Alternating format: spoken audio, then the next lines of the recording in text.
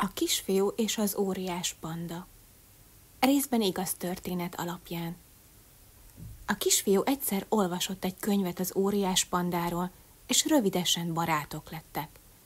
Levelezni kezdtek, és nagyon jól megismerték egymást. A kisfiú megtudta a pandáról, hogy Kínában él, kedvenc ennivalója a bambusz, és nagyon szeret aludni, de tud fára mászni és úszni is.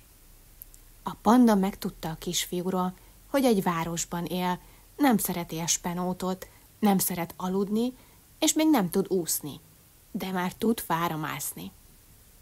Egyszer a kisfiú megkérdezte az édesanyját, meghívhatja a pandát látogatóba.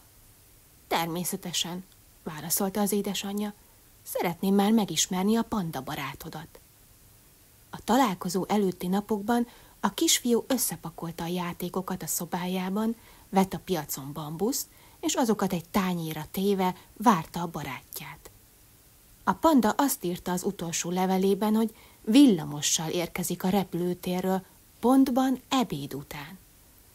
A kisfiú aznap hamarabb kérte az ebédet, és miután megette, az édesanyjával elsétált a villamoshoz.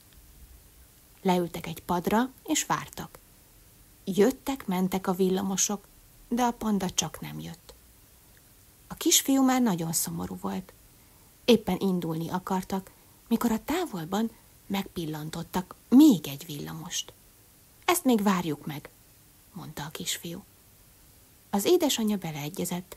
Várták, de a villamos nagyon lassan jött. Kinyílt az ajtó, és a villamos vezető a következőt kiabálta. Kérem az összes pandát, hogy szálljon le a villamosról. A villamos nem tud ekkora súlyt szállítani. Legközelebb tessék taxival utazni. A panda leszállt a villamosról, és vele együtt az édesanyja, az édesapja, a húga és az öccse.